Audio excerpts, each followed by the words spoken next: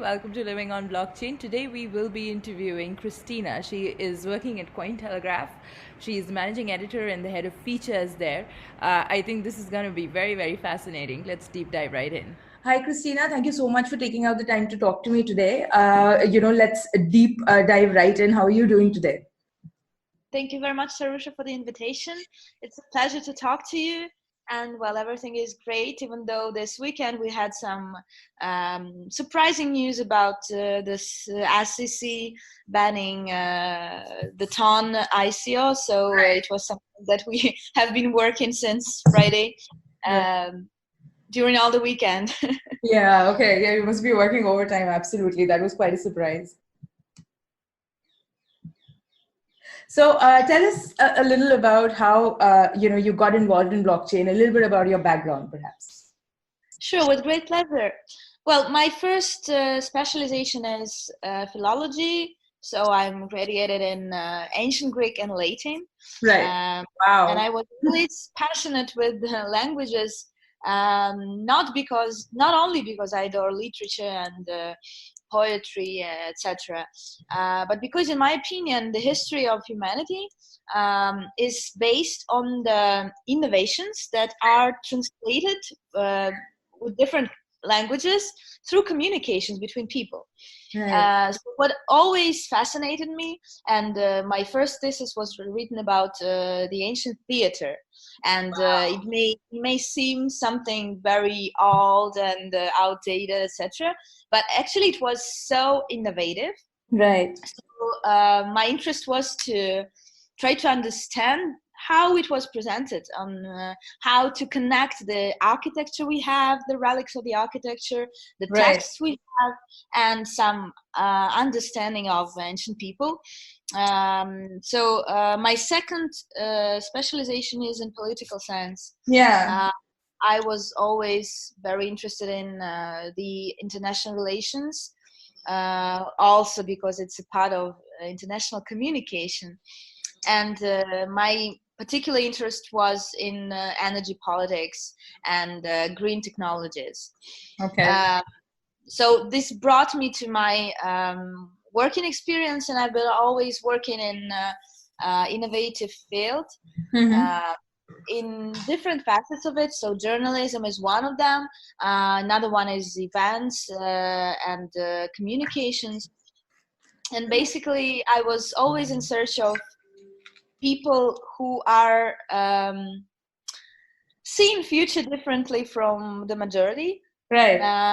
Who want to innovate, who dare and ambitious enough to innovate. Right.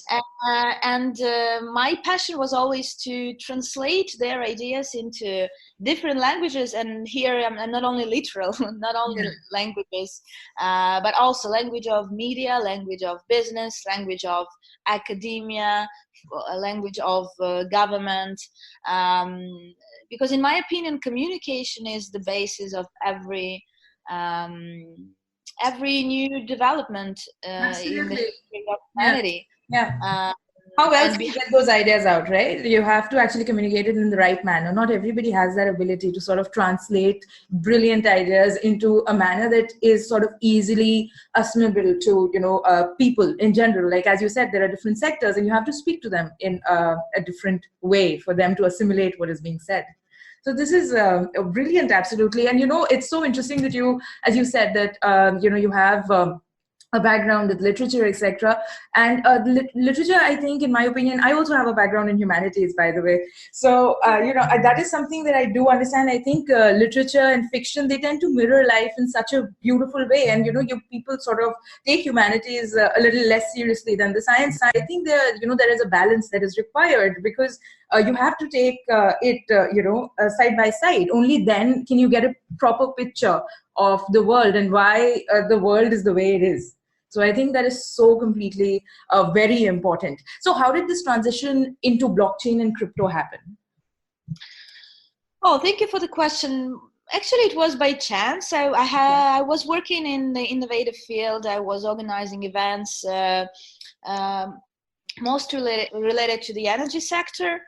but also to IT and healthcare and all the other industries that require innovative approach. And then I was just invited to try myself also as a mediator for the crypto industry.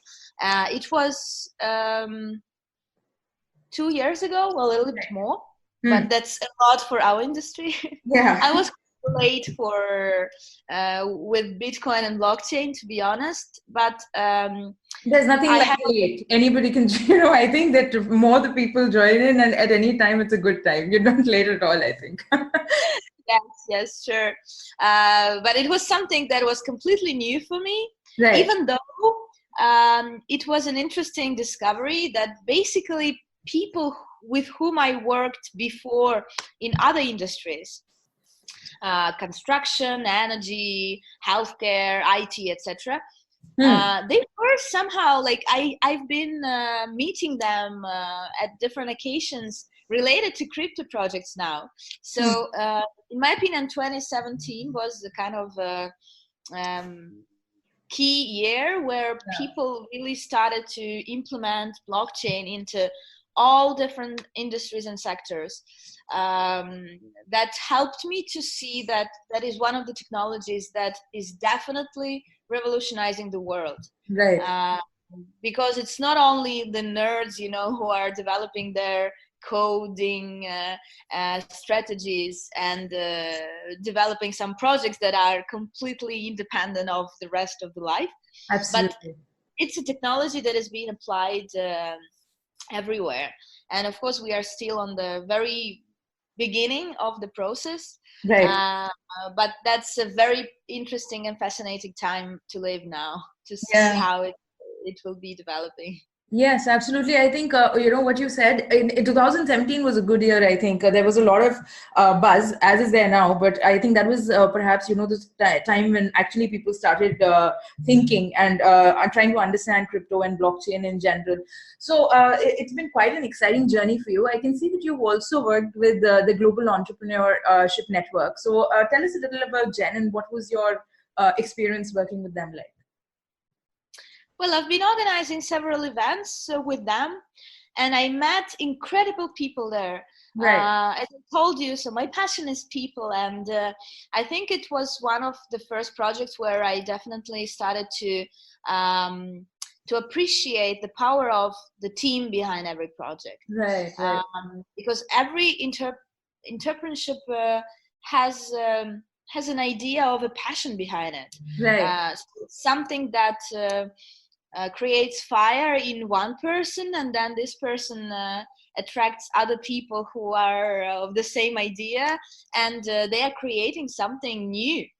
And I was really so my work basically consisted of communications between different entrepreneurship communities for events and meetups, etc. And I was really fascinated how many people in the world are ambitious enough to create something new, to try to make errors, to fail, and then to restart, always restart. So this spirit of entrepreneurship is a very fascinating thing, and in my opinion, it's almost what pushed human development since the prehistoric times. Absolutely. Yeah, I think that is so true. It's almost intoxicating. Entrepreneurs are a crazy bunch, but they are the ones who sort of push innovation into everyday life, and I think that is what everybody requires in this day and age with technology. How can technology really help them? And in other ways, as you said. So how is it? How has it been working with Cointelegraph? And what do you see? How do you see the media role in blockchain and cryptocurrency? Oh, thank you very much. That's a very important question. And of course, every media makes people who work there responsible for every word we use. Right. But in my opinion, in the crypto sector, it's even more acute. Our mission is basically to bring quality journalism into the sector that is so new and not very much structured yet. Yes. And we basically didn't have right to an error. We were one of the first in the industry, and of course it started quite sporadic, but our role was to create stable relationships with all the newsmakers in the industry. Right. Find these people who are behind the projects. And it's not so obvious in the blockchain industry because it's very much anonymized as an industry. Yeah, right. But we are doing well, in my opinion, to create these standards for the industry. Right. That's very interesting to see that even mass media now started to cover blockchain and crypto more seriously, more based on the concrete facts and prepared analysis, because it was, in my opinion, a little problem several years ago where mass media really demonized it. Demonized a lot the industry, yes. Yeah. So our mission was basically to understand that crypto industry is as every industry. Of course, there is fraud. Of course, there are scams. Yeah. Of course, there are people who are not very pure-handed. Right. But at the same time, it's a technology that can revolutionize the world. Right. And we tried to approach different types of readers from the beginning.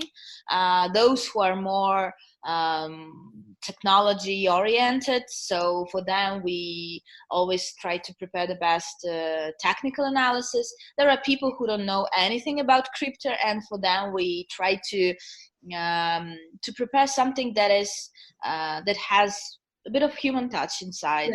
Yeah. And under this I mean communication with people. So in my opinion, interviews and materials that reflect the human personalities are very much helping people to understand that behind all this bitcoins, cryptos, blockchain, there are people, real people as them. Yeah. That have their ideas, that have their plans for the future, wishes, desires, etc. So our mission is to bring quality into the journalism, at the same time to build confidence and trust into the crypto and blockchain. Yeah, that's very important. As Andreas Antonopoulos said, you talked about fraud and how that is like a part and parcel of every industry. He said that there are more of us than them. And as against the people who are trying to bring this particular sector a bad name in some way, but there are more people who are trying to solve so many different problems, and it's very important to actually bring those stories to the surface so that they're the larger audience and the masses are able to understand that this movement is actually for the better, because only with education, I think that can happen, with the right kind of information being disseminated. I think Cointelegraph is doing a wonderful job of bringing out projects. So, more power to you guys.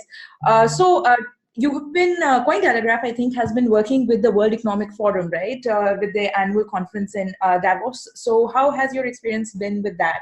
You must have interviewed a lot of leaders, and what was your takeaway vis-a-vis the crypto industry? Yeah.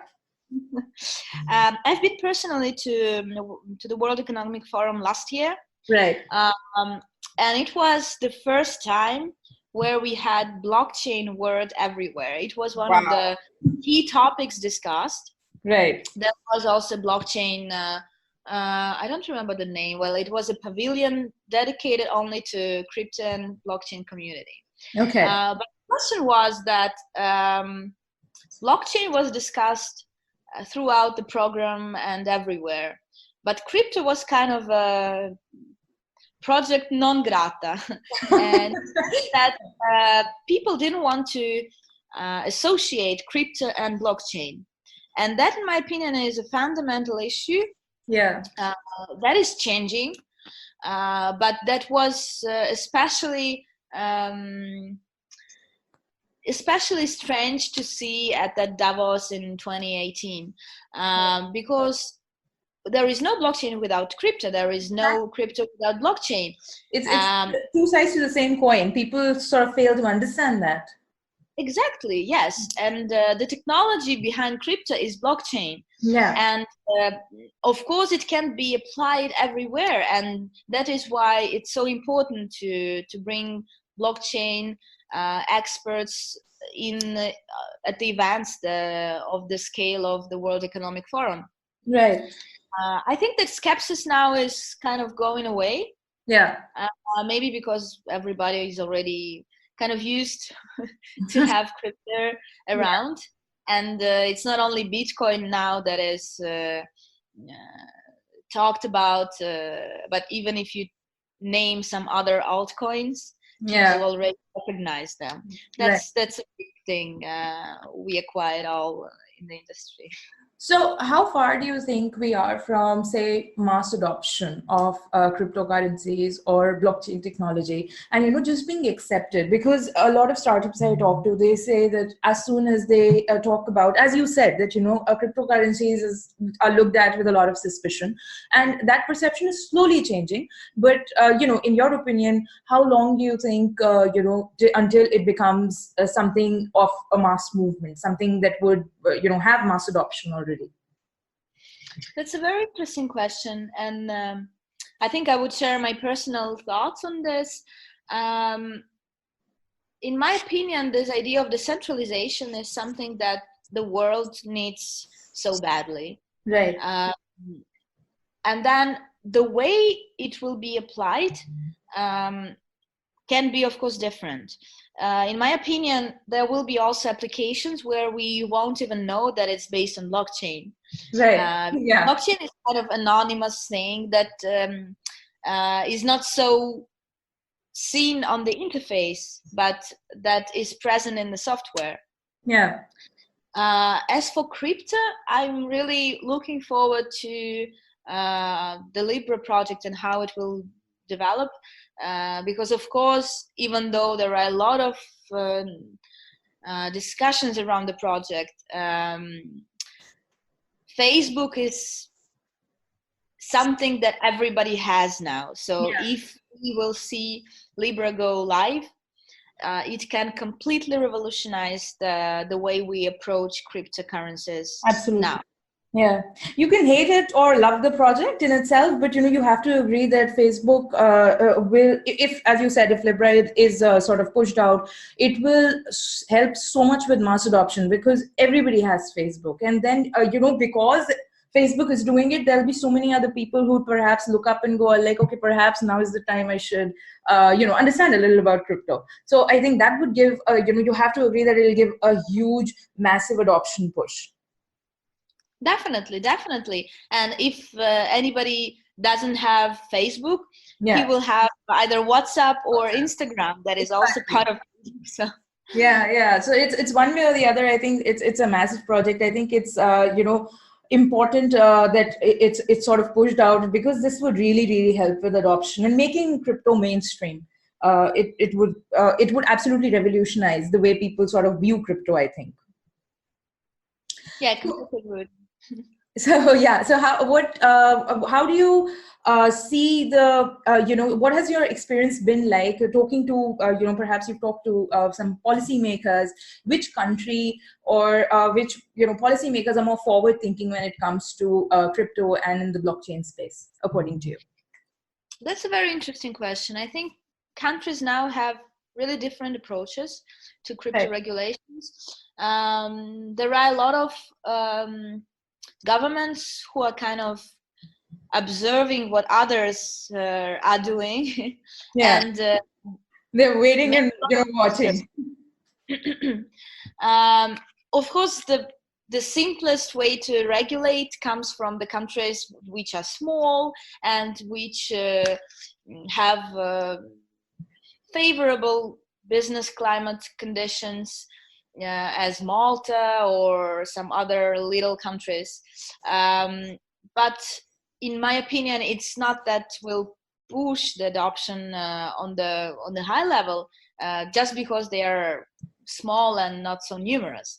In my opinion, the European Union has been doing some interesting things. But what misses for the moment is a bit of continuity between different countries. Right. So we have regulation in France, we have Switzerland, we have Austrian regulations, but there is not yet some universal overall guideline. European approach. But I think it will come. It will come, and Europe has always showed that it can be very unified on projects that are important. And for example, if we get back to the energy issues and climate change, Europe is really in the avant-garde of this movement.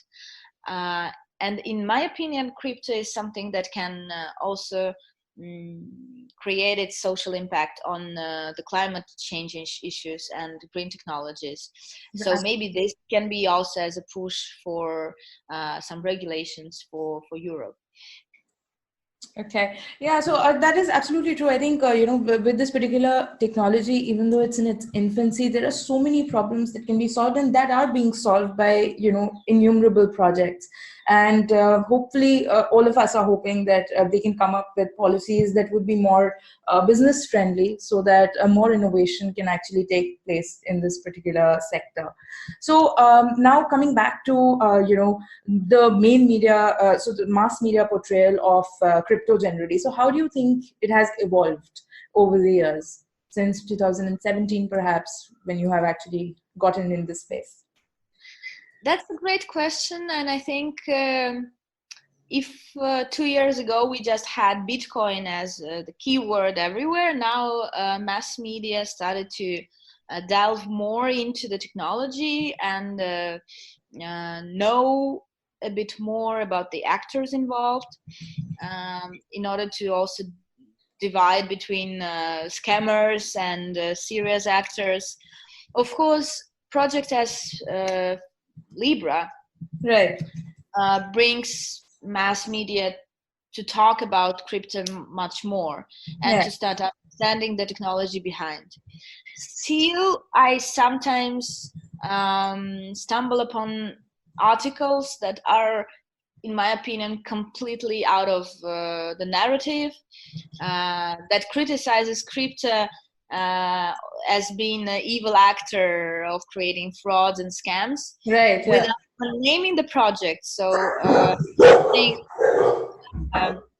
sometimes very I don't know, creating some hype around this idea of fraud that I don't like very much. So, and it can be found everywhere in in big media less, but in little small medias all around Europe, I meet it quite often, unfortunately. Yeah. Okay. So I think, the mass media has a huge role to play because ultimately, people who come to websites like Cointelegraph or these niche websites particularly are the ones who are actually already well versed in this particular. Okay. Let me just pause for a minute. Let me just see what is wrong with my dogs. Okay. I'm really sorry. Sure. No worries. Just a minute. Okay. Hi, I'm back. I'm so sorry. There was basically at the door. What happened? All good? Yeah, it's all good. There was somebody at the door and there was some delivery, so they started barking. Anyway, coming back. So the math. So okay. So what kind of projects does a Cointelegraph look for while collaborating or perhaps throwing more light on in this particular space? Well, that's an interesting question. And our role is basically to observe all the projects, as many as possible, and to see some trends and to see some developments that maybe are not still on the radar for mass media, but which can really bring value to the industry and overall to the economy. Right. So for me, to be honest, there is no projects that I don't want to know about. Of course, there are scams, and that's very important to study them and to understand what are their strategies, etc., in order to be able to identify scams in the future. Right. There are projects that, of course, are big, and we have established relationships with different companies, big exchanges. There are also traditional in quotation marks, businesses that, of course, we follow because they are experimenting with blockchain. I don't know, IBM, for example, that has, I think, the biggest number of patents related to blockchain recently. Right. Yeah. Like big banks, JP Morgan, Bank of America, etc., etc. Yeah. But as I said before, even though sometimes we can't talk about little projects that are, I don't know, passing their ICO at the moment, for example, because of course it will be ethically incorrect to promote projects under ICO. Right, yeah. But personally, I'm trying to know as much as possible also about these projects, because our sector is fascinating with the fact that a project can become a big one in a month, in a week, sometimes. So how do you judge this sort of, the potential that a particular project might hold? What are the metrics in your mind when you're trying to go through perhaps, a project's white paper or the website and checking out the product? How do you decide that, okay, this particular one might have some potential? Well, it's always research. Of course, we have our anti-scam colleagues who are basically working on concrete tools to identify scams. But as a journalist, more information you have, more judgment you can do. Talking to people in the team, trying to read their materials as much as possible, trying to understand the logic behind their partnership, and trying to understand their mission. What are their ideas of transforming the future? Right. So in my opinion, even though our industry is about codes and numbers and software, but the real impact is coming from the people and from communication with people, as I said before. Yeah. So interviews are a key, for me at least, to understand what is behind every project. Right. So basically the team is very important in, as you said, sharing the vision. How are they exactly, changing the world for better, or how their solution will drive in innovation.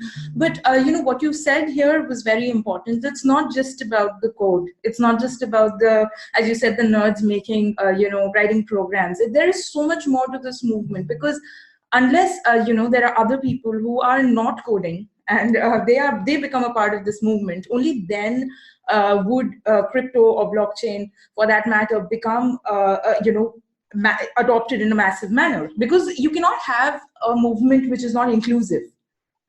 So it's so important to sort of bring in this kind of inclusivity to a movement. So I think that's absolutely amazing, which brings me to my next question. So who are some women thought leaders that you follow in this space, and that perhaps our listeners can follow as well? Well, thank you for the question. Yes, women in blockchain are fascinating, and it's a pleasure to see that our industry is especially open to women's minds. As for personalities, I think, and that's really fascinating, but almost every project now has women on board, or those who came maybe from traditional industry, but helping with communications and PR. And I wouldn't like maybe to name people, just because I will definitely not name some of them who are important.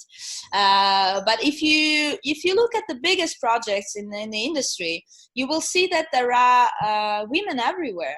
and that's fascinating.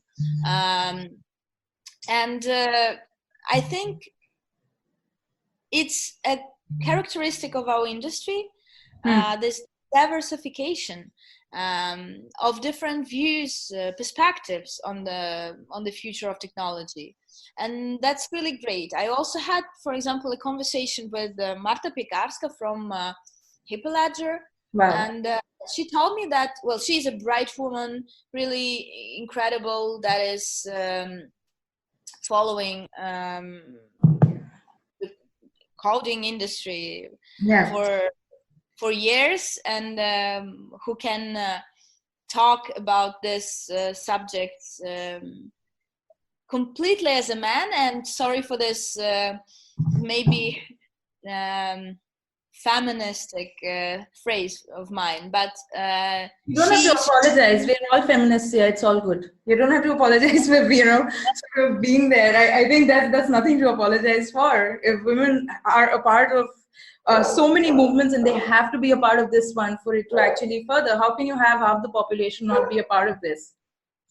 Yeah. So, and she told me that there were some issues when she started being in the industry, and the computer industry is especially masculine. Very male dominated. Yeah, it's very male dominated. I understand that. Yeah. But blockchain is completely different, and that's the thing that we need to think of, and it's a very valuable addition to the sector, in my opinion. Yeah. Absolutely. I think, as I said, and I keep saying this is something that, this is my mission. I think that women need to be so much a part of this particular movement. And obviously, our industry is very receptive and very open.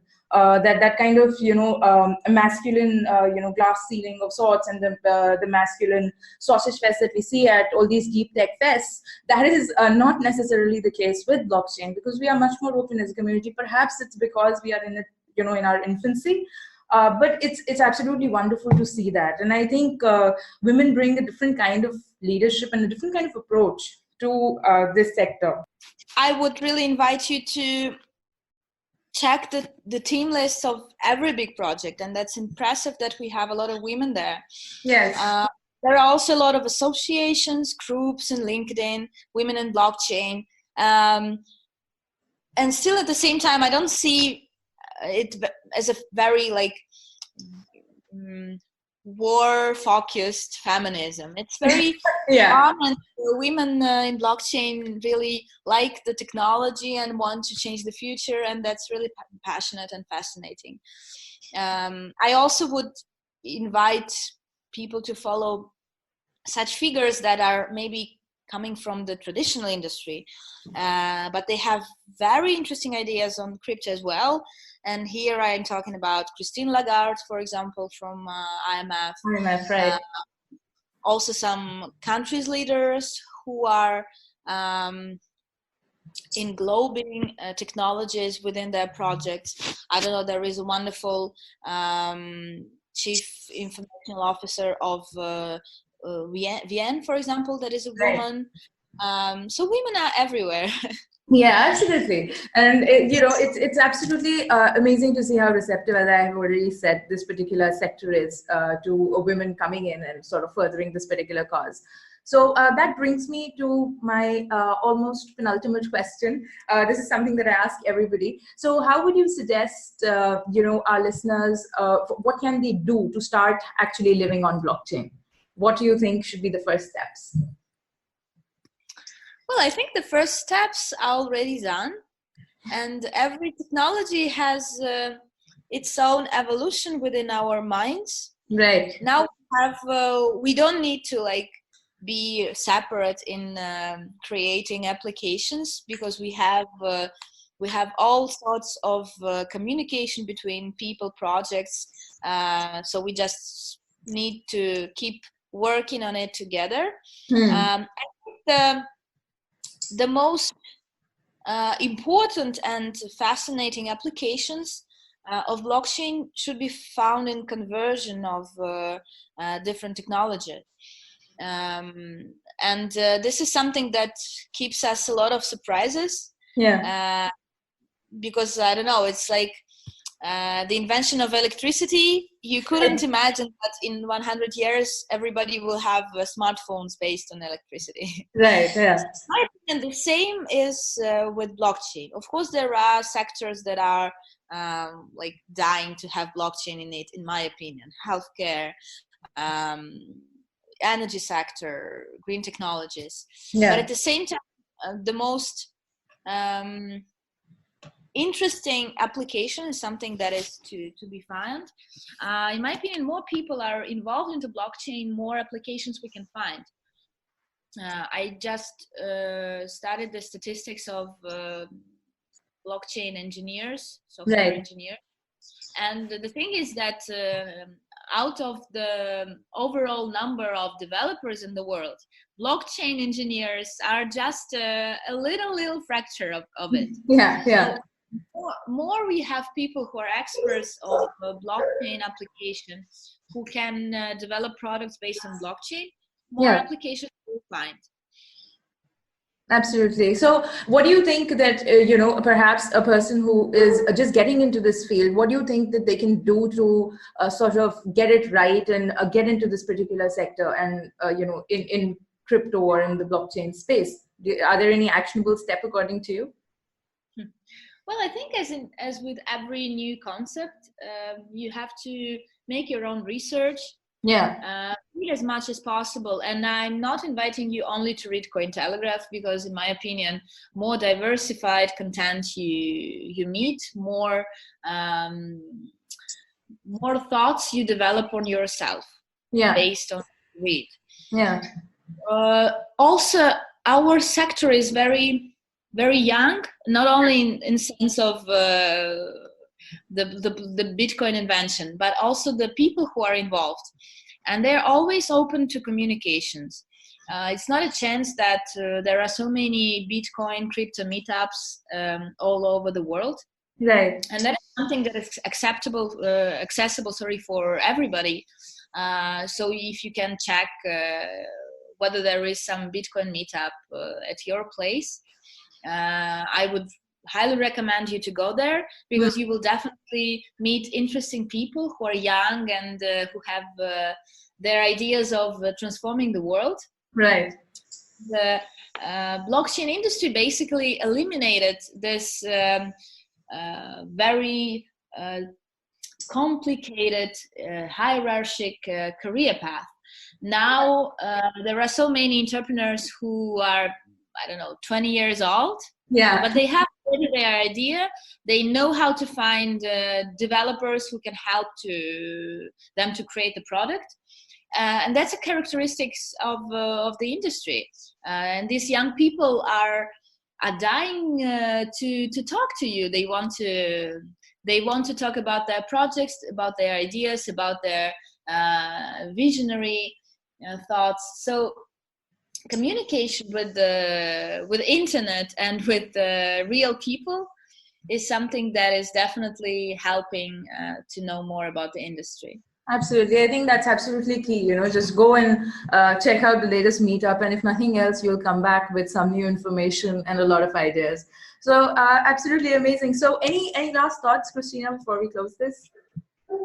Yes, last thing that I wanted to add, maybe as a first step, is I invite everybody to read the white paper of Bitcoin. Yeah. It can seem something complicated, but actually it's just 8 pages. Yeah. And it's a fascinating document that is accessible to anyone. And of course, if you want to make acquaintance with the world of crypto, it's something that is fundamental for you to start. Yeah, absolutely. Yeah, okay. It's been an absolute pleasure talking to you, Kristina. Thank you so much for taking out the time, even with all the technical glitches. It's been an absolute pleasure. I hope that it has been the same for you. It was definitely the same for me. Thank you very much, Tarusha, for the invitation. It was a very fascinating conversation, and I'm looking forward to talking to you again on other occasions. That's really a great thing you are doing, bringing voices of blockchain into something that every person can listen to. Thank you so much, Kristina. Thank you. Have a great day ahead.